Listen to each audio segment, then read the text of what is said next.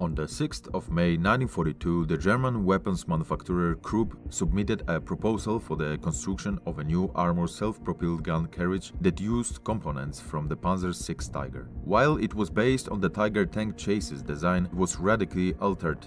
It was meant to be able to carry two different guns. The Grille 1721, the vehicle was named in typical German fashion, the Geschutzwagen Tiger für 17 cm Cannon 72 on the Geschutzwagen Tiger für 21 cm Morser 18-1, depending on the gun mounted.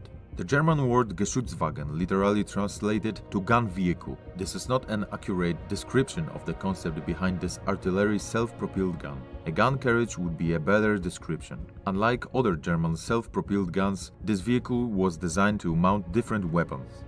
It was a modular concept. The vehicle was given the shorter names of Grille 17 and Grille 21 depending on what weapon was mounted inside the vehicle. The German word Griller means cricket, and the letter E at the end is pronounced as an R, Griller.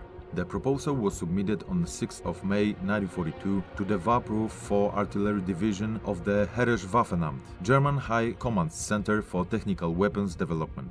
Krupp was authorized to build a single prototype with a completion date of 1st November 1942. The Waffenproof 4 made a requirement that the vehicle must have the ability to have a 360-degree traverse. They also wanted to be available for coastal defense work if necessary.